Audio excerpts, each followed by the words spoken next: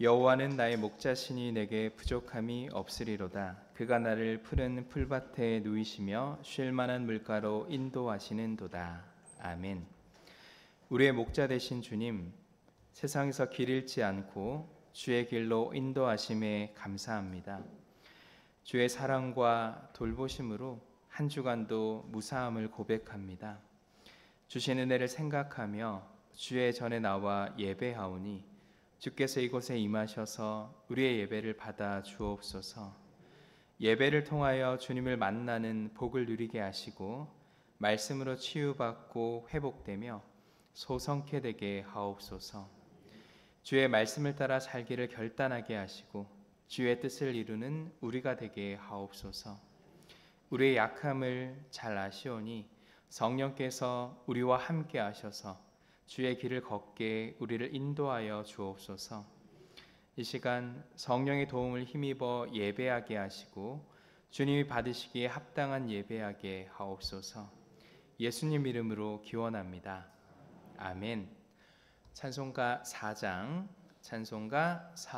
함께 찬송합니다.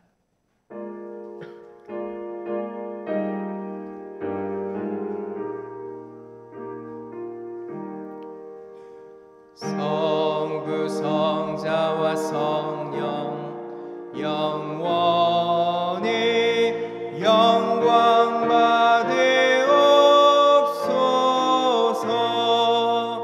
태초로 지금까지 또 길이 영원 묵은 성삼위께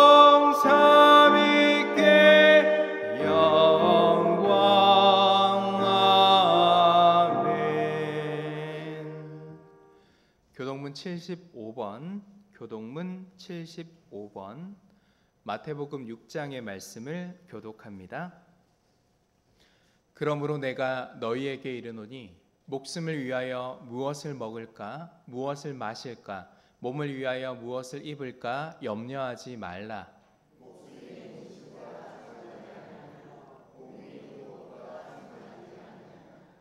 공중의 새를 보라. 심지도 않고 거두지도 않고 창고에 모아들이지도 아니하되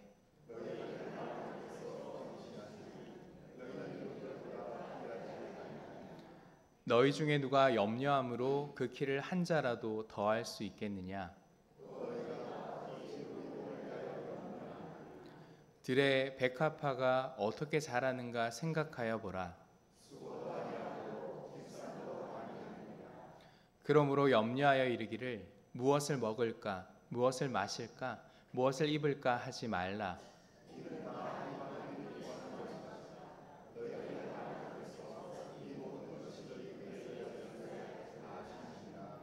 그런즉 너희는 먼저 그의 나라와 그의 의를 구하라.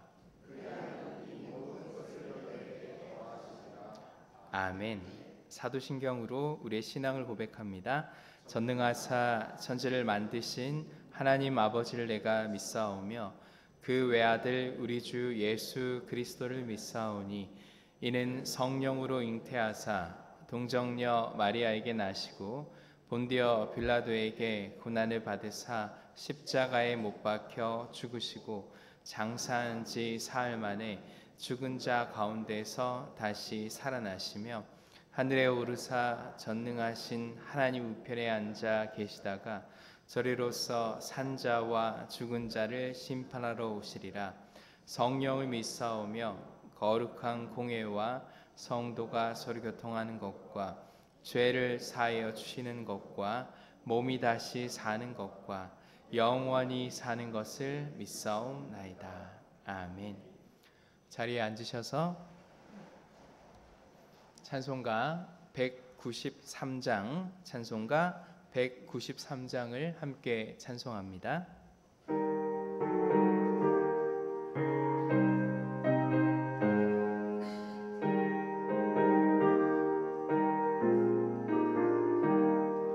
성령의 봄바람 불어오니 믿음의 새싹이 흩어오고 성령의 단비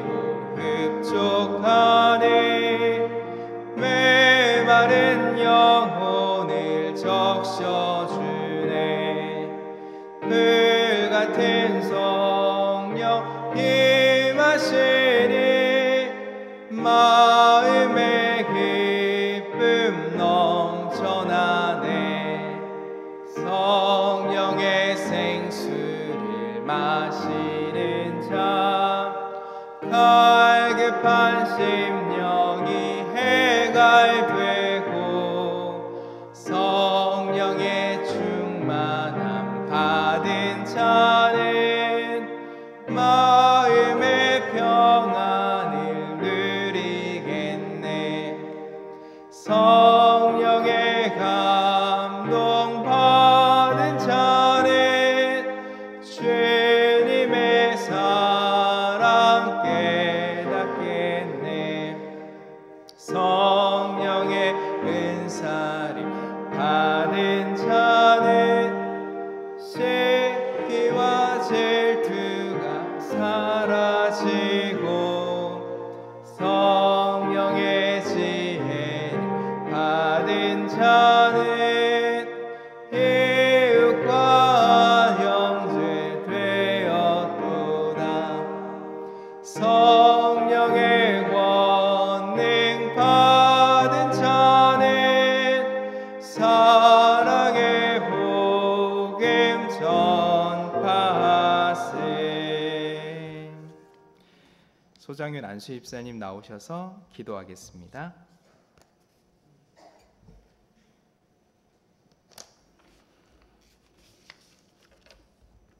사랑과 은혜가 풍성하신 하나님 아버지, 한 주간도 저희의 삶을 인도하시며 무더위 속에서도 지켜주심을 감사합니다.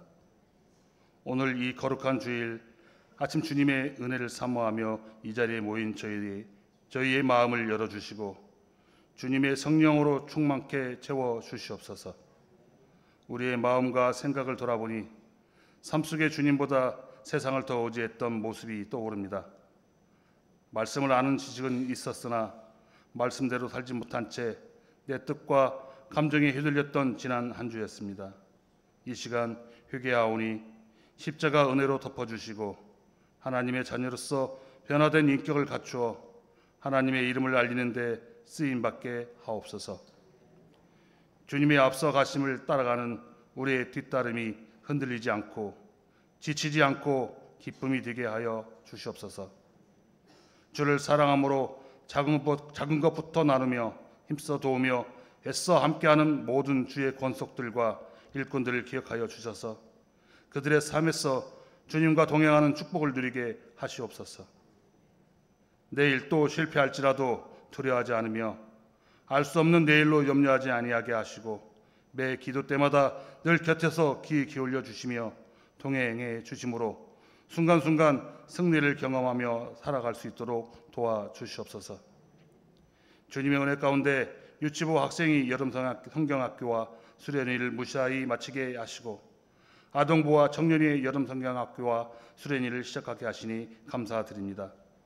신앙동교회 미래 세대에 축복하시어 한 걸음 한 걸음 역사를 만들어가는 신앙동교회와 주님의 날에 큰 밑거름이 되게 하시며 그 일에 동참하시는 선생님과 전도사, 목사님께도 축복하셔서 주님의 역사책에 기록되는 큰 축복을 주시옵소서. 모든 행사가 주님 은혜 속에서 무사히 마치길 원합니다. 주님 같이 동행하여 주시옵소서. 생명의 빛이 되시는 하나님, 8월 이번 한 달도 주님과 동행하길 원합니다. 더욱 말씀 붙들고 기도의 자리를 사모하며 가정과 일터에서 그리스도의 향기를 드러내는 삶을 살게 하옵소서. 늘 주님과 동행하며 거룩한 열매를 맺는 삶을 살아내게 하옵소서. 주님, 육신의 질병으로 고통 중에 있는 성도님을 주님의 손으로 위로하시고 치유의 은혜를 더하여 주시옵소서. 물질의 어둠 속에서도 주님을 바라보며 믿음으로 나아가는 이들에게 하늘의 공급을 허락하여 주시옵소서. 무너진 마음과 가정도 주님의 마음으로 회복시켜 주시고 성령의 위로로 붙들어 주시옵소서. 말씀 전하실 목사님께 기름 부으시고 저희는 그 말씀에 아멘으로 응답하게 하옵소서. 말씀으로 은혜 받는 이 시간 되게 하시고 말씀이 우리의 마음의 밭에 심어져 30배, 60배, 100배의 아름다운 결실을 맺게 하옵소서.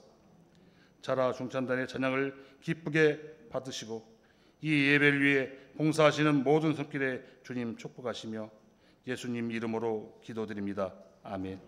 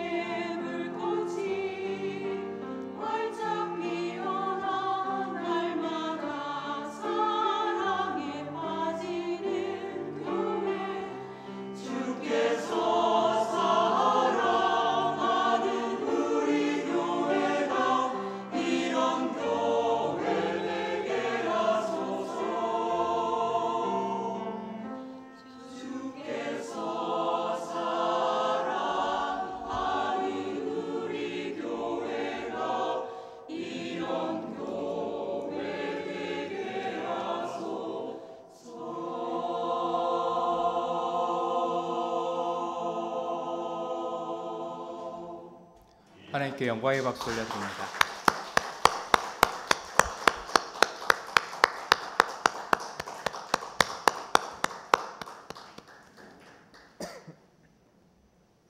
교회 소식 알려드립니다.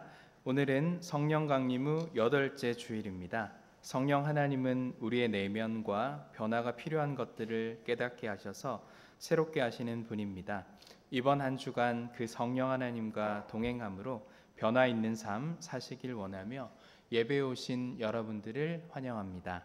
다음 주일 오후에는 황등면 교회 연합회 주관 광복절 연합 예배가 오후 2시 우리 교회에서 있습니다. 기도로 준비하셔서 교회가 연합하여 광복의 기쁨을 나눌 수 있기를 원합니다. 지난주 유치부 여름 성경학교와 청소년부 여름 수련회를 은혜 중에 잘 마쳤습니다. 참여하시고 후원하시고 기도해 주신 모든 분과 선생님께 감사드립니다. 교회학교 여름 행사가 계속되고 있습니다. 애쓰고 수고하시는 교역자들과 선생님들에게 감사드리며 마지막까지 은혜 충만한 모임이 될 수 있도록 기도와 협력을 부탁드립니다. 공동체 8월 모임을 위한 동력장 모임이 1부와 2부 예배 후 성가대석에서 있습니다. 동력장님들은 모두 참석해 주십시오. 가을음악회 준비위원회 모임이 오후 1시 20분 교육관 3층 청년부실에서 있습니다. 준비위원은 신도회와 교육부서 교역자로 하고 추가 증원은 회의 때 논의하도록 하겠습니다. 1, 2 남신도 회장, 전체 여신도 임원, 안수집사회 회장, 중고등부 청년부 담당 교역자께서는 참석해 주시기 바랍니다. 노인복지시설위원회가 오늘 오후 예배 후 3층 청년부실에서 있습니다. 교직원 휴가 일정입니다. 김철호 안수집사님 8월 4일 월요일부터 9일까지, 그리고 제가 8월 18일 월요일부터 24일 주일까지, 곽희명 전사님 8월 25일 월요일부터 31일 주일까지입니다. 다음 주 식당 설거지 봉사는 16공동체입니다. 이번 주 생일 맞으신 분들입니다. 박찬영 성도님, 정미영 권사님, 우리 박수로 축하합시다. 찬송가 526장, 찬송가 526장을 함께 찬송하며 봉헌합니다.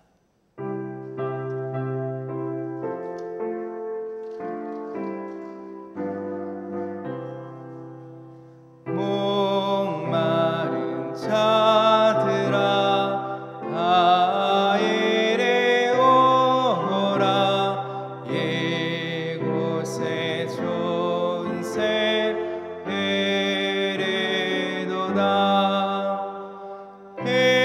힘쓰고 애씀이 없을지라도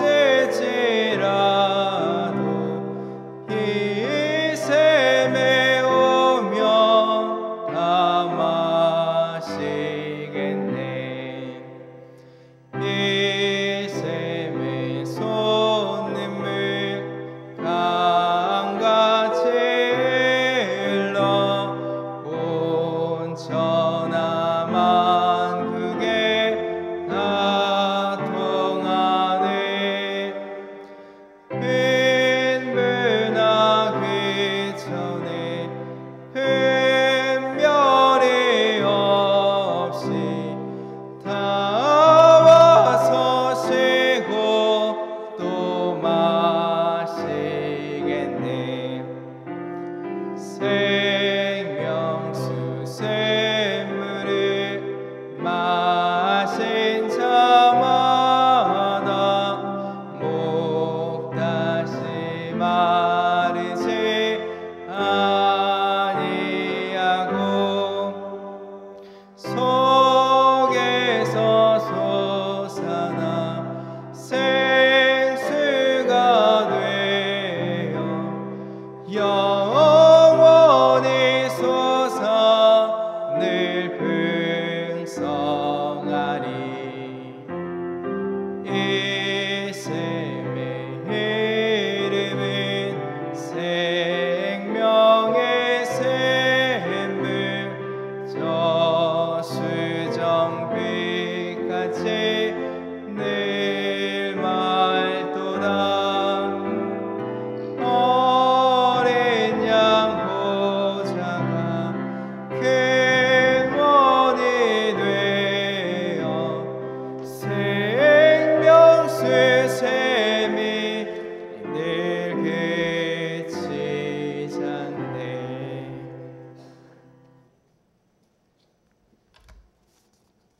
예배자로 세워주심을 감사합니다. 새로운 차량을 허락하여 주심을 감사합니다. 전능하신 주님, 주님의 인도하시고 도우심에 순종하게 하소서. 하나님 은혜 감사합니다. 하나님 도우시는 능력으로 살아가게 하옵소서. 범사에 감사합니다. 하나님 은혜 감사합니다. 주님 앞으로 인도하여 주옵소서. 선교 예물과 1,000번째 예물 드렸습니다. 기도합니다. 하나님 아버지, 이 땅을 사는 동안 모든 것이 주의 것이며 우리의 가진 모든 것도 주께로부터 왔음을 알게 하시고 이제는 주님께 집중하며 살도록 우리를 인도하시니 감사합니다. 그러나 돌아보면 늘 내가 주인 되어 사느라 하나님을 놓치고 살았던 모습들을 발견합니다. 주님보다 앞섰기에 빛이신 주님을 가리고 살아 어두움 가운데 헤매었던 날들이 있었음을 기억합니다. 주님, 이제는 눈을 밝히 여사 주님과 함께함을 보게 하시고 주님의 도우심을 구하게 하셔서 우리의 삶 가운데 행하시는 놀랍고 큰 일에 하나님이 함께 하심을 발견하고 기뻐하게 하옵소서. 하나님께 영광을 돌리게 하옵소서. 그래 우리의 삶에 새로운 변화가 시작되게 하시고 우리의 가정과 일터에 놀라우신 하나님의 손길을 경험하도록 주여 축복하여 주옵소서. 하나님의 말씀에 순종하며 주님의 뜻대로 살기를 원하여 마음을 담아드리는 예물들을 받아 주옵소서. 10의 1조와 주정 예물과 주일 예물을 드립니다. 말씀에 순종한 예물 드리오니 주여 저 마음들이 복되게 하시고 그 마음에 성령의 열매들이 가득하게 하옵소서. 사랑과 희락과 화평과 오래 참음과 자비와 양선과 충성과 온유와 절제의 열매, 성령의 열매가 풍성하여 우리의 삶에 아름다운 향기가 가득하게 하옵소서. 감사함으로 드리는 예물들을 받아 주옵소서. 하나님께서 행하신 놀라운 일들을 감사하며 또한 우리의 삶을 인도하실 주님을 의지하며 예물로 응답하오니 그 마음들이 복되게 하옵소서. 그 마음에 계획하는 일들이 형통케 하시고 하나님 아버지, 날마다 감사로 인한 기쁨이 가득하게 하옵소서. 새로운 차량을 주심을 감사하여 드린 예물을 받아주시고 그 모든 것이 주님의 선물임을 기억하며 마음을 담았사오니 그 마음이 복되게 하시고 그 차량이 가는 곳마다 주의 은혜가 넘치게 하옵소서. 하나님, 작고 큰 염려 없도록 늘 안전을 지켜주시고 기쁨만 가득하게 하옵소서. 하나님, 선교 예물과 1,000번째 예물을 드리나니 주께 맡긴 생명 주의 손으로 붙드시고 놀랍고 크신 일들을 날마다 경험케 하옵소서. 예수님의 이름으로 축복하며 기도하옵나이다. 아멘.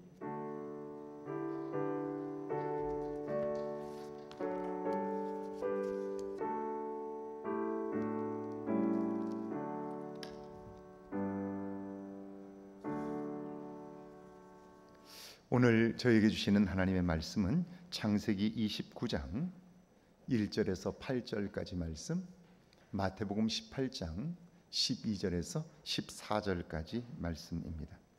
먼저 우리 창세기 29장 1절에서 8절까지 말씀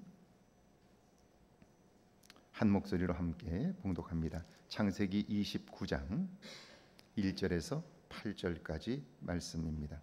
함께 봉독합니다. 야곱이 길을 떠나 동방 사람의 땅에 이르러 본즉 들에 우물이 있고 그 곁에 양 세 떼가 누워 있으니 이는 목자들이 그 우물에서 양 떼에게 물을 먹임이라. 큰 돌로 우물 아귀를 덮었다가 모든 떼가 모이면 그들이 우물 아귀에서 돌을 옮기고 그 양 떼에게 물을 먹이고는 우물 아귀 그 자리에 다시 그 돌을 덮더라. 야곱이 그들에게 이르되 내 형제여 어디서 왔느냐? 그들이 이르되 하란에서 왔노라. 야곱이 그들에게 이르되 너희가 나홀의 손자 라반을 아느냐? 그들이 이르되 아노라. 야곱이 그들에게 이르되 그가 평안하냐? 이르되 평안하니라. 그의 딸 라헬이 지금 양을 몰고 오느니라.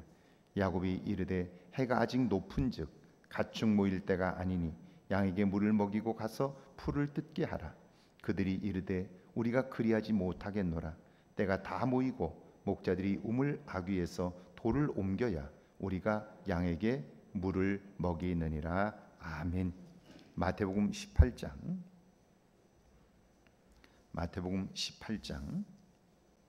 12절에서 14절까지 말씀입니다. 12절에서 14절까지 말씀 함께 봉독합니다. 너희 생각에는 어떠하냐? 만일 어떤 사람이 양 100마리가 있는데 그 중에 하나가 길을 잃었으면 그 99마리를 산에 두고 가서 길 잃은 양을 찾지 않겠느냐? 진실로 너희에게 이르노니 만일 찾으면 길을 잃지 아니한 99마리보다 이것을 더 기뻐하리라. 이와 같이 이 작은 자 중에 하나라도 잃는 것은 하늘에 계신 너희 아버지의 뜻이 아니니라. 아멘. 하나님의 말씀입니다. 할렐루야. 이번 한 주간에도 하나님의 은혜와 사랑이 여러분과 여러분의 가정에 넘치기를 축원합니다. 축원합니다. 우리 교회는 좋은 교회입니다. 할렐루야. 우리 교회는 좋은 교회입니다. 근데 소리가 별로 작아요. 오늘 우리 중창팀이 찬양을 했는데 반주자 혹시 보셨어요? 예.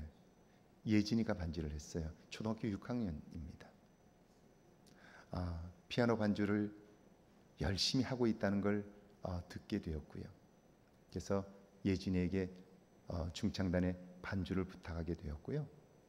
그 아이가 반주를 하기 시작하면서 아이를 격려하게 되었고요. 오늘 보니까 반주를 나와서 하고 있는 거예요. 여러분 찬양을 할 때 우리 이기쁨 집사님 옆에 앉았던 아이가 누군지 아시죠? 우리 김석 집사님 딸이에요. 와서 반주를 같이 하고 있어요. 이런 자리들을 배려할 수 있는 것. 그래서 이들이 마음껏 준비되게 해서 필요한 때 하나님께 쓰임 받도록 하는 것. 좋은 교회이죠. 할렐루야. 정말 좋은 교회예요. 그런 자리를 끊임없이 제공해 줄 수 있는 것. 우리 교회는 좋은 교회입니다. 제가 지난 주간에 사진첩을 열어서 보다가 30년 전 제 모습을 보게 되었습니다. 30년 전 저는 오늘 제가 입고 있는 이 옷을 입고 있었어요. 얼굴은 너무 많이 달라졌어요. 그런데 옷은 그 옷이에요. 참 많은 생각을 했어요. 그래서 제가 오늘 특별히 이 옷을 입고 나왔어요. 여러분, 제가 지난 30년을 돌아보면서 하나님 은혜가 참 크다는 생각을 했어요. 그때는 다 아는 것처럼 살았지만 사실은 별로 아는 게 없었는데요. 그런데 30년이 지난 오늘 하나님의 은혜로 그때보다는 조금 겸손해졌고 조금 더 하나님 앞에 정직하게 살고자 노력하고 그리고 받은 은혜가 얼마나 큰가를 깨닫게 된 모습에 퍽 감동했고요. 하나님께 감사하며 콧노래를 불렀습니다. 여러분 어떠신가요? 나이가 들어가면서 날마다 새로움을 경험하시나요? 아니면 내가 가지고 있는 것을 그대로 붙잡고 있어서 시간이 지날수록 점점 더 완고해지시나요? 여러분의 남은 삶에 부드러움이 은혜로 말미암아 넘치기를 주의 이름으로 축원합니다. 우연히 인터넷에서 만난 글인데요. 남편 죽이는 법 5가지. 무섭죠? 첫째는요. 남편이 퇴근하고 돌아오면 오늘 수고했다고 따뜻한 물을 받아놓고 발을 씻어주는 거예요. 그러면 뜨거운 물 때문에 열받아 죽을 거예요. 두 번째는요. 평소 안 하던 짓을 계속하는 거예요. 잔소리 대신에 칭찬과 사랑의 말을 해요. 왜 그러냐고 물으면 대답하지 말고요. 웃음으로만 대답해줘요. 그러면 아마 궁금해서 죽을 거예요. 세 번째는요. 현모양처가 되는 거예요. 아이들에게 친절하고 상냥한 엄마로, 남편에게는 이해심 많은 사랑스러운 아내로. 그러면 아마 남편은 불안해서 죽을 거예요. 네 번째는요. 요리를 배워서 매일 맛있는 요리를 해주는 거예요. 그러면 너무 맛있어서 먹다가 배가 터져 죽을지 몰라요. 5째는요. 남편을 왕처럼 떠받들어 주는 거예요. 역대 왕들은 오래 살지 못했어요. 그러니까 아마 빨리 죽을 거예요. 혹시 남편이 마음에 들지 않으시나요? 그럼 내일부터 5가지 중에 하나를 해보세요. 놀라운 일이 벌어질 것입니다. 자, 들을 때는 그럴듯한데요. 그런데 그것을 행하기가 쉽지 않지요. 왜 그럴까요? 이것은 사람들이 가지고 있는 근본적인 기질 때문인데요. 우리는 이 기질에 대한 오해를 가지고 있어요. 그리고 이 오해인데도 불구하고 그걸 잘못된 확신으로 마음에 담고 살아 진리처럼 받아들여요. 그리고 그걸 믿고 살아가요. 그렇지 않아요. 유명한 의사였던 히포크라테스는 사람의 기질을 4부류로 나누었습니다. 첫 번째가 다혈질입니다. 다혈질하면 우리는 먼저 나쁜 성격으로 생각하는데 그렇지 않습니다.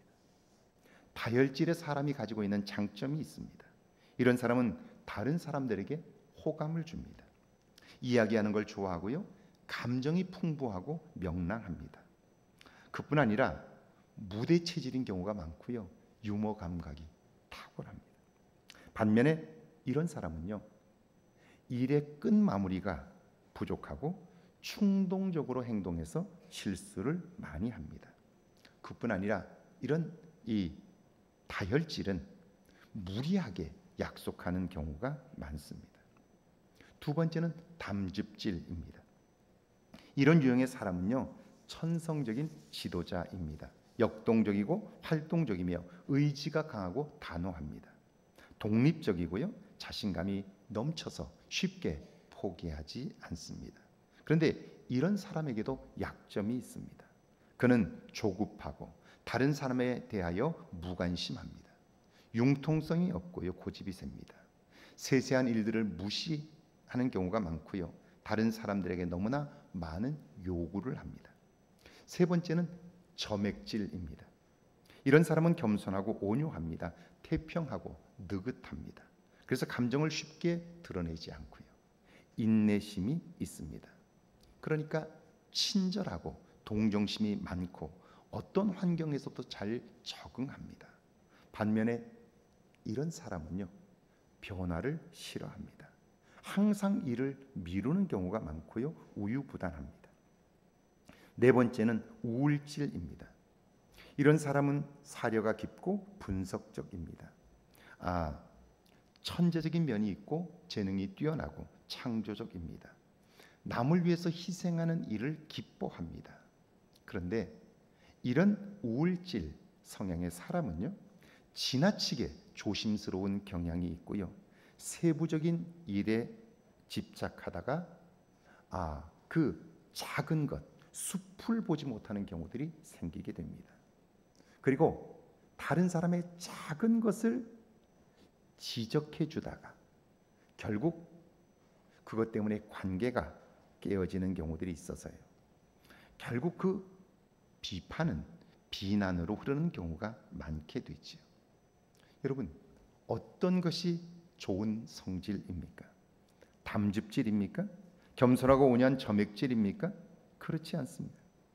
어떤 성질이든 장점과 단점이 있습니다.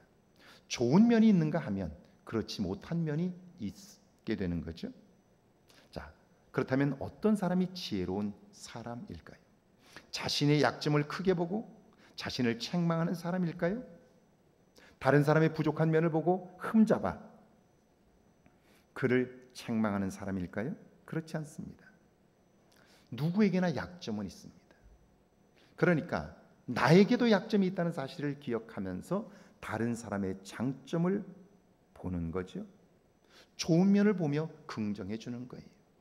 나 자신이 실수할 때에도 그럴 수 있다고. 누구나 사람은 다 실수하는 거라고. 그렇게 용납하기 시작하면 마음 그릇이 커지게 되는 거죠. 그렇게 될 때 우리는 우리에게 주어진 재능과 은사를 마음껏 발휘할 수 있습니다. 하나님의 뜻대로 쓰임 받는 거죠. 그런데 사람은 이게 잘 되질 않아요. 부정적인 것에는 관심이 많은데, 그런데 긍정적인 것에는 굉장히 소홀한 거예요. 우리의 관심이 한쪽으로 기울어진 경우가 많은 거예요. 성경은 그 이유를 죄 때문이라고 말합니다.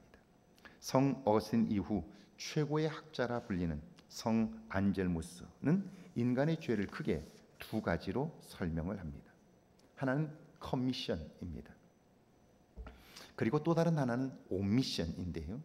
커미션은 하지 말라 하는 것을 행한 죄를 말합니다. 사람들은 이 커미션, 성경이 하지 말라라고 말씀하는 것, 양심이 하지 말라라고 하는 것을 지키지 않는 것, 이것만이 죄라고 생각해요. 그런데 그렇지 않아요. 오미션은요, 반드시 해야 할 일을 하지 않은 것, 이건 역시 똑같은 죄의 무게를 가진 죄라는 거예요. 자, 대부분의 사람들은 내가 하지 말아야 한 것을 한 것 때문에 죄책감을 느끼지만요, 내가 해야 할 일을 하지 않음으로써 죄를 범했다는 사실 자체를 몰라요. 이런 거예요. 여러분, 많은 사람들이 경제적 어려움을 겪으면서 하나님께 이 부분을 채워달라고 도움을 요청해요. 하나님은 분명 우리의 부족한 것들을 채워주셔요. 그리고 그 재물은 우리가 생각했던 것보다 훨씬 더 많을 수 있어요.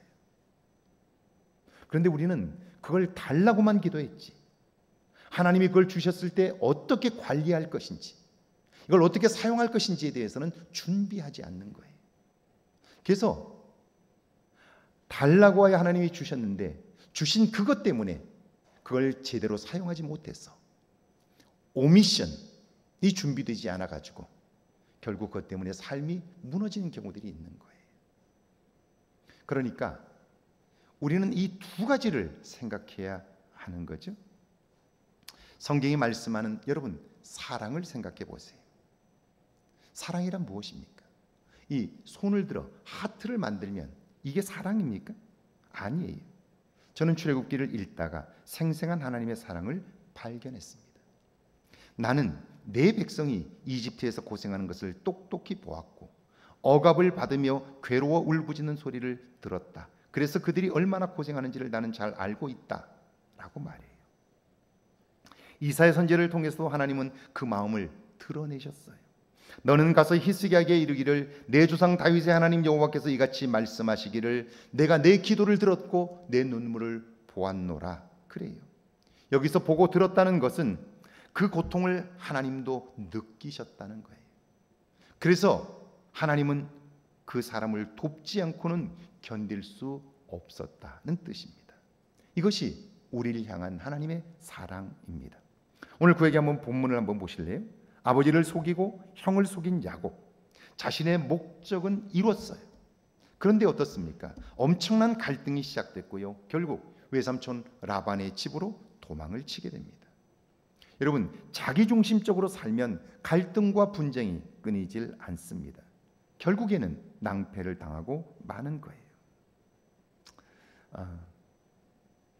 어느 젊은 부부가 시골 여행을 하다가 그 시골 동네에서 하룻밤 머물게 되었습니다. 시골이니까 허름한 여관밖에 없잖아요. 안에 들어가서 보니까 너무 지저분한 거예요.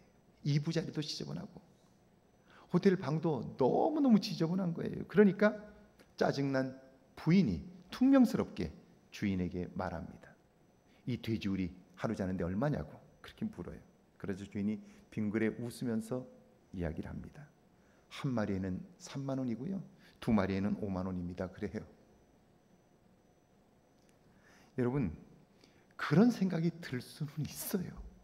그러나 그 말은 해서는 안 되는 거예요. 왜요? 그 말을 하는 순간 나도 그렇게 취급받기 때문에 그런 거예요.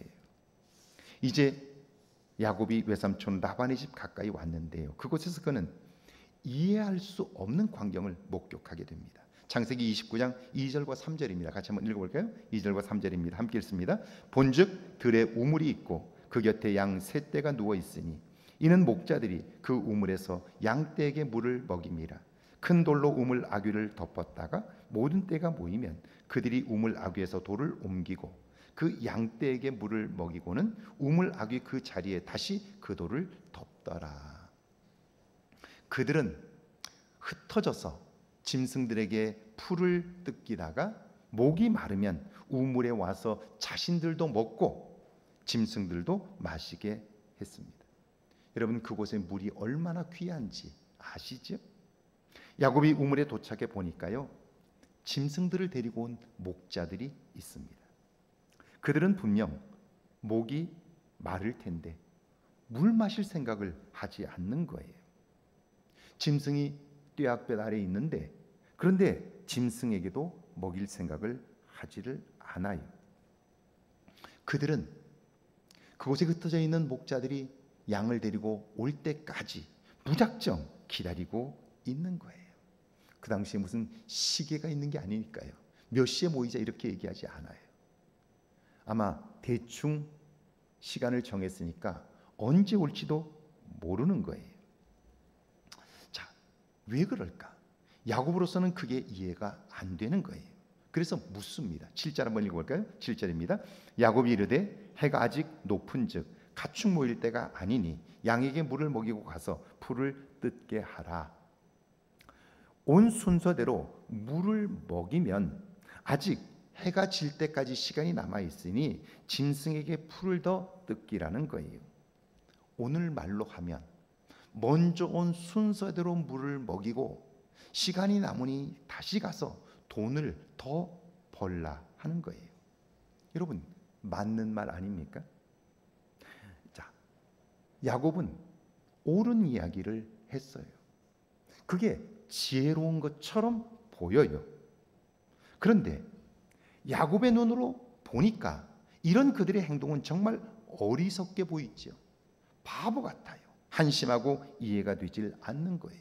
그래서 그 이야기를 할 때 야곱은 답답한 마음으로 그들을 아래로 보면서, 아니 너들이 이 정도도 모르느냐고, 수준이 이것밖에 안 되느냐고, 마치 자기는 지혜로운 사람처럼, 세상의 이치를 다 아는 사람처럼 그렇게 이야기를 하는 거죠. 자, 그렇다면 야곱이 하는 그 일을 목자들은 모를까요? 우리는 우리가 지혜롭다고 생각하는 순간 그것이 선이고 옳다고 생각했어요. 그렇게 하지 못하는 사람들은 다 어리석은 사람처럼 생각해요. 그리고 그 생각은 너무나 확신이 크기 때문에 하나님도 그걸 모르는 것처럼 생각해요. 내가 다 아니까요. 그런데 그렇지 않아요. 자, 이게 8절입니다. 목자들이 대답합니다. 함께 읽습니다. 그들이 이르되 우리가 그리하지 못하겠노라. 때가 다 모이고 목자들이 우물 아귀에서 돌을 옮겨야 우리가 양에게 물을 먹이느니라. 그들은 말합니다. 우리는 그렇게 살지 않는다는 거예요. 우리는 내가 조금 손해를 보더라도 마지막 한 사람까지를 기다려준다는 거예요. 그리고 그들과 함께 공평하게 나눈다는 거예요. 여러분, 무엇이 옳은 걸까요? 몇 년 전 기사인데요, 서울 용산과 경기도 의정부 동두천시에서 미군 전용 택시 업체를 운영하는 속칭 아리랑 택시 기업주와 소속 기사님들 사이에서 분쟁이 생겼습니다. 노조가 파업을 했는데요, 노조의 파업은 정당한 거죠. 그런데 파업하는 목적이 뭡니까? 정당한 임금을 받고 근무 여건을 보다 더 낮게 하는 거죠. 그렇다면 그 사람들이 파업을 할 때 고려해야 될 대상이 있어요. 그것은 그 택시를 이용하는 사람들입니다. 택시를 이용하는 사람들의 입장에서는 어떻습니까? 불편함이 없어야 되겠죠. 그런데 파업을 하면서 그들에게 불편함이 생겼습니다. 그런데 노사 간의 갈등이 커지면서 택시는 일제히 멈췄고요, 이용하는 사람들의 불편은 이루 말할 수가 없습니다. 결국 주한 미군 부대는 아리랑 택시 기업주와의 계약을 해지했습니다. 이 일로 인하여 기업주는 수입원 모두를 잃었고요, 택시 247대의 기사님들 모두는 일자리를 잃었습니다. 나중에 알려진 바에 의하면 기사님들의 요구사항은 기본급 2만 원 인상, 하루 1,000원의 입금액 차이였습니다. 그 정도는 감당해도 되는 금액이었어요. 제가 볼 땐 그래요.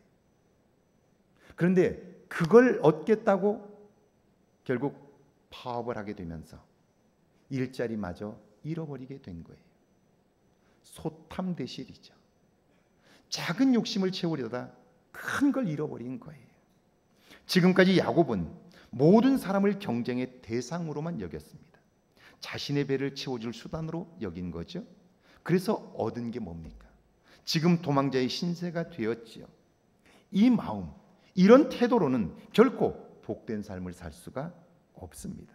그래서 하나님은 그를 이곳으로 인도하신 거예요.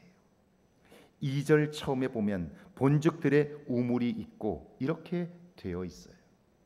그런데 이 말씀을 원래 본문으로 읽어보면요, 웨힌네 베르 바사데 이렇게 되어 있는데요, 이 말은 자 보라 그 들에 있는 우물을 이렇게 되어 있어요. 지금 이 문장은요, 들에 있는 우물을 보라, 이 우물을 지금 조명하고 있어요. 하나님께서 말씀하시기를 야곱에게 우물을 보라. 이 우물은 우물 자체가 아니라 우물을 대하는 사람들의 태도를 보라. 이렇게 이야기를 하신 거예요. 하나님은 이 우물에서 네가 보아야 할 것이 있다는 거예요. 깨달아야 할 것이 있다는 거예요. 그게 뭡니까? 여러분, 우리는 경쟁을 위하여 존재하는 사람들이 아닙니다. 이익을 위하여 희생되어도 좋은 그런 수단이 아닌 거예요. 함께 더불어 사는 거죠. 서로 돕고 사랑하며 사는 존재입니다. 그래야 세상에 소망이 있습니다. 특별히 신앙인으로서 우리는 하나님이 정말 사랑하는 사람들입니다. 얼마나 소중한지 예수님께서 피값으로 우리를 사셨잖아요. 그러니까 한 사람 한 사람을 소중히 여길 때 우리는 비로소 행복할 수 있는 거예요. 하란 땅에 살던 하나님의 사람들, 그들은 하나님의 큰 사랑을 받았습니다. 그 사랑을 받고 보니까 한 사람 한 사람이 정말 소중한 거예요. 그걸 잊지 않기 위해서 그들은 법을 하나 만들었습니다. 그 법은 다른 것이 아니라 누가 먼저 왔든지 누가 힘이 세다 할지라도 마지막 한 사람이 오기 전에는 우물의 뚜껑을 열지 못합니다. 그러니까 늦게 오는 사람을 무시하는 것이 아니라, 면박을 주는 것이 아니라 오히려 귀하게 여깁니다. 다시 말하면 늦게 오는 사람, 연약한 사람, 부족한 사람, 그들이 우리에게 가장 소중하다는 뜻입니다. 이런 약자에 대한 배려, 이것이 그들이 지켜가는 하나님의 사랑입니다. 하나님은 자기밖에 모르는 야곱, 욕심에 끌려 살아가는 야곱, 그리고 모든 것을 다 자기 스스로 이루어야 한다고 생각하는 이 야곱에게 그걸 깨닫게 하시고 보여주고 싶으셨던 거죠. 그래서 그를 인도하여 우물에서 네가 깨달아야 할 것이 있다고, 이 우물을 대하는 태도를 통해서 네가 배워야 할 것이 있다고 말씀을 하는 거예요. 여러분, 오늘날 세상의 사람들이 교회에 들어오려고 하지 않는 이유가 뭘까요? 만약 오늘 이 본문에 있는 하란 사람들처럼 아무리 연약한 사람이 있다 할지라도 마지막까지 그를 위하여 기다려주고, 그가 힘든 것 같으면 먼저 와서 힘을 얻은 사람들이 그를 격려해주고, 그리고 그 우물의 뚜껑을 열고 물을 길었을 때 제일 마지막에 온 사람에게 먼저 물을 주고, 그리고 그가 힘을 얻은 다음에 먼저 왔던 사람들이 물을 마신다면, 그런 교회라면 그 교회에 오고 싶지 않을까요? 이곳에 오면 누구나 다 인정받고 위로받고 그리고 자신감을 얻을 수 있다면, 여러분, 세상을 사는 사람들은 이곳에 오고 싶어 하지 않을까요? 이 안에 있는 사람들은 자기 자신의 능력을 자랑하는 것이 아니라, 자기 자신의 재주를 자랑하는 것이 아니라, 그래서 목소리를 높이는 것이 아니라 여전히 자기 자신의 부족함을 드러내고 자기 자신의 연약함을 이야기하면서 나도 부족한 사람이라고 이야기해서 이 교회로 들어온 사람들에게 다시 한번 힘을 주고 격려하고 위로할 수 있다면 교회는 세상에는 없는 구별된 곳이 되지 않을까요? 하나님은 오늘 우리에게 이걸 보여주고 싶어 하시는 거죠. 그래서 야곱은 형과 아버지와의 갈등 때문에 이곳에 온 것 같지만 하나님은 배후의 그 갈등을 통해서 야곱에게 가장 필요한 것이 무엇인가를 보게 하시고 깨닫게 하신 거죠. 여러분, 제가 이렇게 질문해 볼게요. 여러분 지금까지 열심히 사셨어요. 그래서 앞으로 몇 년, 몇십 년 먹을 만한 재물들을 갖고 계실 거예요. 그렇다면 그렇게 많은 것을 가지고 계신데 오늘 여러분의 삶에 즐거움은 있나요? 남은 시간 여러분의 삶이 기대가 되시나요? 그 기대와 소망은 도대체 어디서 오는 걸까요? 만약 우리의 삶에 기대감과 그리고 보람과 기쁨이 예견되지 못한다면 우리의 삶은 나이가 들어갈수록 점점 더 지쳐가게 될 거예요. 사는 즐거움이 없을 거예요. 오늘 신약의 본문인데요, 마태복음 18장 12절 한번 같이 읽어볼까요? 함께 읽습니다. 너희 생각에는 어떠하냐? 만일 어떤 사람이 양 100마리가 있는데 그 중에 하나가 길을 잃었으면 그 99마리를 산에 두고 가서 길 잃은 양을 찾지 않겠느냐? 사람들은 이 말씀을 오해합니다. 양 한 마리를 찾겠다고 99마리를 양을 산에 두겠느냐고, 그럼 더 많은 양을 잃을 수 있다고 이야기를 해요. 그건 어리석은 일이라고, 바보 같은 짓이라고 생각합니다. 그런 거 아니에요. 자, 목자들은 멀리 나가 풀을 뜯기게 되면요, 그곳에서 밤을 지새워야 돼요.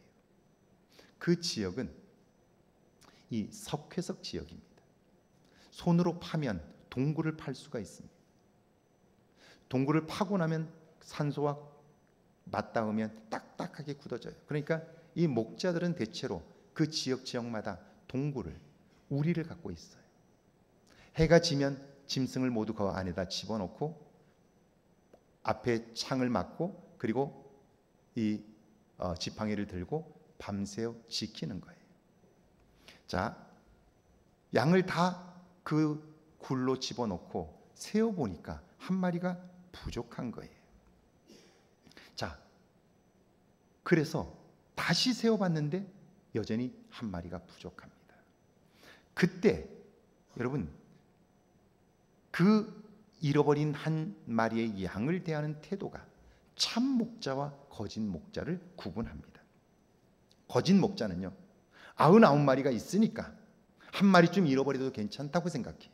그런데 참 목자는요, 잃어버린 그 한 마리를 찾아 떠납니다.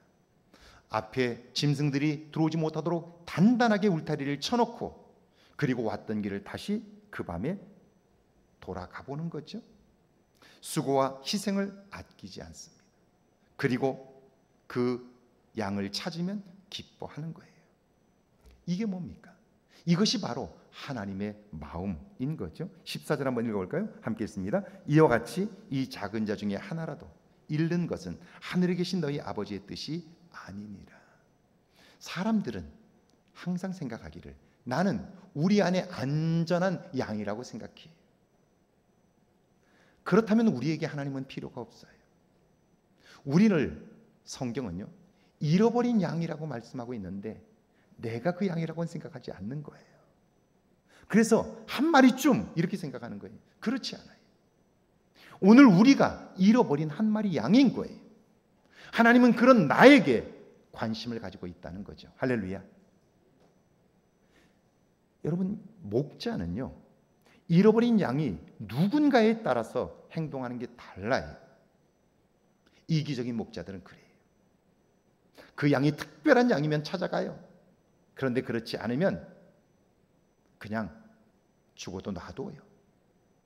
참 목자는 그렇지 않다는 거예요. 하나님은 그 잃어버린 한 마리의 양을 위해서 그 밤에 찾아 나가시는 분이에요. 우리가 그 하나님을 아버지로 모신 사람들이잖아요. 그러니까 하나님의 그 마음을 닮아야 하는 거죠. 자, 오늘 우리를 향한 하나님의 뜻은 분명해졌어요. 그게 뭡니까? 작은 자 한 사람에게 관심하는 거예요. 그를 배려하고 그가 행복한 삶을 살도록 관심하는 거죠. 그러려면 가장 필요한 두 가지가 있어요. 첫 번째가 understand이에요. under는 아래라는 뜻이고요, stand는 선다는 뜻이에요. 내가 생각할 때 그 사람은 이래저래 판단하지 않고 그 사람 아래에 서는 거예요. 그 사람보다 낮은 자리에 서는 거예요. 그러면 그 사람을 비로소 이해할 수 있게 되는 거죠. 두 번째는요, compassion이에요. come, 함께라는 뜻이고요, passion은 고난이라는 뜻이에요. 그 사람의 아픔을 내가 느끼는 거예요. 그래야 그 아픔을 느끼면 우리는 판단하고 정죄하는 마음을 극복할 수 있어요. 보세요. 만약 그 고통을 겪는 사람이 여러분의 자녀라면 어떨까요? 그 자녀가 무엇을 잘못했다고 먼저 말하기 전에 그것 때문에 고통받는 내 자녀를 먼저 가서 안아주잖아요. 그리고 괜찮다고 말해주잖아요. 왜 그래요?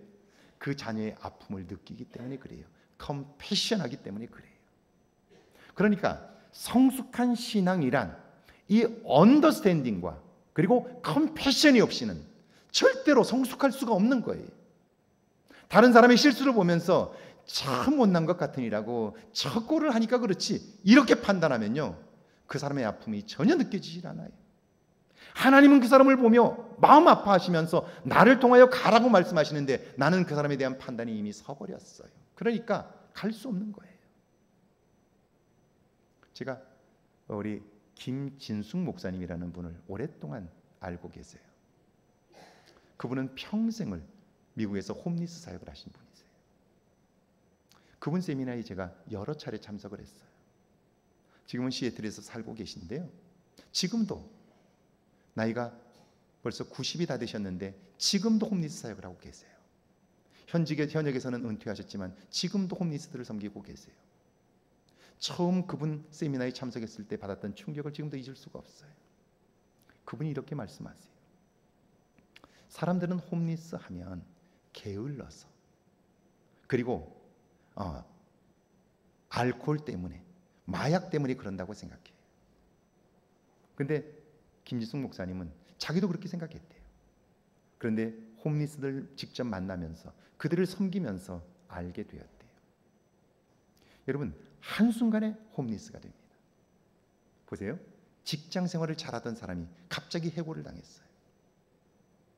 그러면 30대 해고를 당하면요, 돌봐줄 부모가 없으면요, 집에서 쫓겨나요. 석 달만 집값을 못 내면 쫓겨나요. 쫓겨나면요, 어디 가 있을 데가 없어요. 회사에 이력서를 내도요, 주거가 불분명하니까요, 회사에서 받아주질 않아요. 그러면 쫓겨날 수밖에 없어요. 나갈 수밖에 없어요. 나갔는데 벌써 취직이 되질 않으면요, 그때부터 생계 위협을 느끼기 시작해요. 가진 돈은 몇 푼 없는데 이걸 가지고 취직할 때까지 살아야 되잖아요. 그런데 밥을 사 먹으면요, 이게 며칠 못 가요. 그러면 간단하게 여기 배고픔을 극복하는 방법이 뭐냐면요, 술을 한 병 사는 거예요. 그것도 독한 술을 사는 거예요. 독한 술을 사서 반 병쯤 마시면요, 그러면 배고픔을 모르게 돼요. 또다시 배고픔을 느낄 때쯤에는요, 술이 깰 때잖아요. 그때 이 가진 것을 또 쓰면 당장 이제는 정말 굶어야 돼요. 그러니까 또다시 술을 한 병 사게 되고요, 그걸 또 마시게 돼요. 알코올 중독이 되는 거예요. 김지숙 목사님이 하셨던 이야기, 그 홈리스가 되면 제일 먼저 할 수밖에 없는 게 구걸이에요. 지나가는 사람에게 손을 벌리는 것밖에 없어요. 이게 할 수 있는 그 당시로서는 최선 일이에요. 자, 그 사람은 그렇게 해서라도 한 끼를 먹어야 되는데 이게 고정적이지 않다 보니까 적응이 안 되고요, 그리고 불안한 마음이 있기 때문에 다시 또 그걸로 술을 마실 수밖에 없어요. 그런데 지나가는 사람들이 그에게 동전을 던져주면서 여러분 무슨 생각을 할까요? 술 취하는 그 행동만 보고 알코올 중독자이기 때문에 구걸을 한다고 생각하는 거예요. 아니에요. 직업을 잃었고 당장 먹고 살 길이 없기 때문에 그 일을 하는 거예요. 이 인식이 바뀌지 않으니까 지나가면서 사람들은 동전 하나를 던지지 못하는 거예요. 생각이 이처럼 다른 거예요. 결국 우리가 극복해야 할 것은요, 어떤 상황과 어떤 일들을 만날 때 먼저 판단하고 정죄하는 마음이에요. 이것은 컴패션이 없으면, 그의 아픔을 느끼는 마음이 없으면, 그 사람보다 낮은 자리에 서지 않으면 절대로 이해할 수 없게 되는 거죠. 사랑하는 여러분, 우리 모두는 하나님의 자녀입니다. 하나님의 마음을 알지 못하고 하나님의 뜻을 이룰 수 없게 되는 거죠. 하나님의 마음은 분명합니다. 연약한 자, 그리고 지극히 작은 자 하나에게 한 것이 곧 내게 한 것이라고 말씀해요. 그 마음을 느끼고 그 마음을 깨달아서 하나님을 기쁘시게 할 때 우리의 삶은 새로워지게 되는 거죠. 이런 변화가 여러분의 삶의 경험되기를 주의 이름으로 축원합니다. 우리 찬양하고 기도합니다.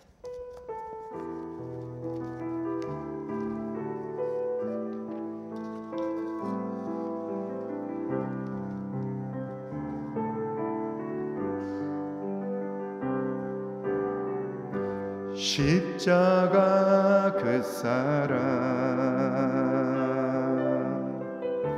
멀리 떠나서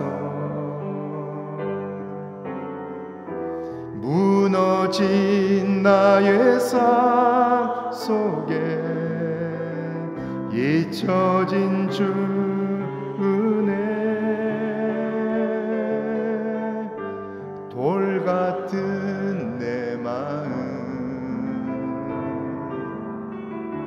어루만지사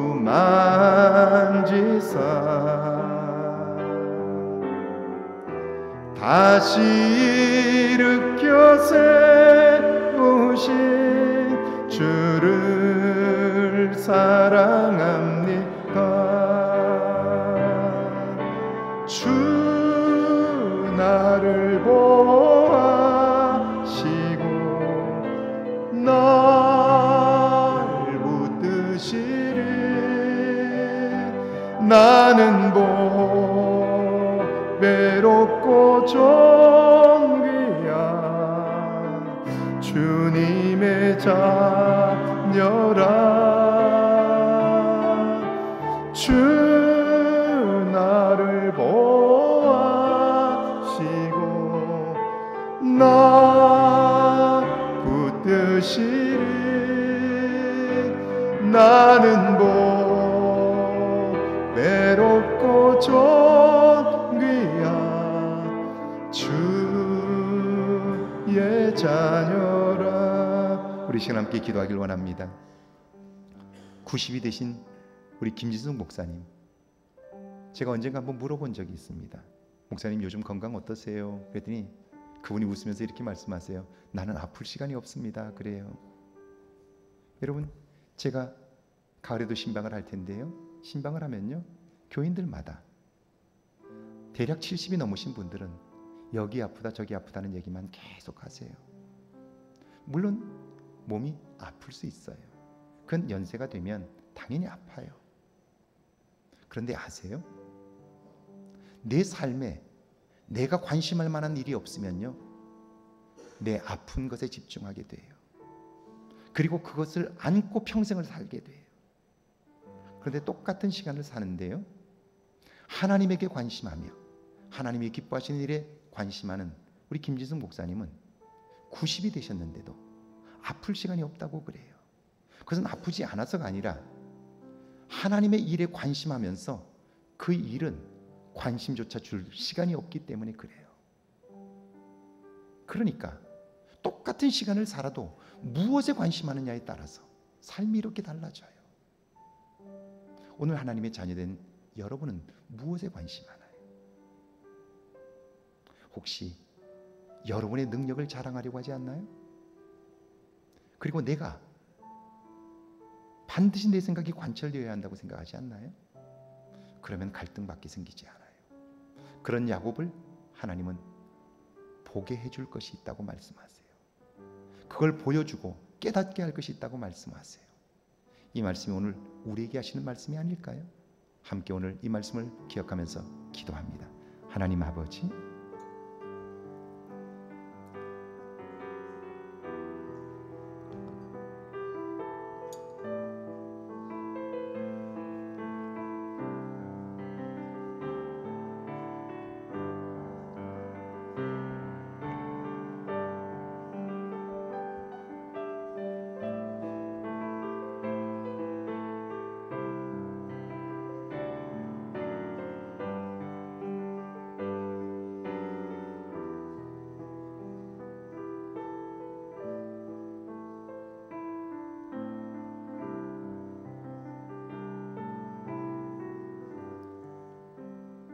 지금은 우리 주 예수 그리스도의 은혜와 우리를 사랑하시는 하나님의 사랑하심과 성령이 깨닫게 하시고 이끄시는 은총의 역사가 이제 하나님의 관심사에 관심함으로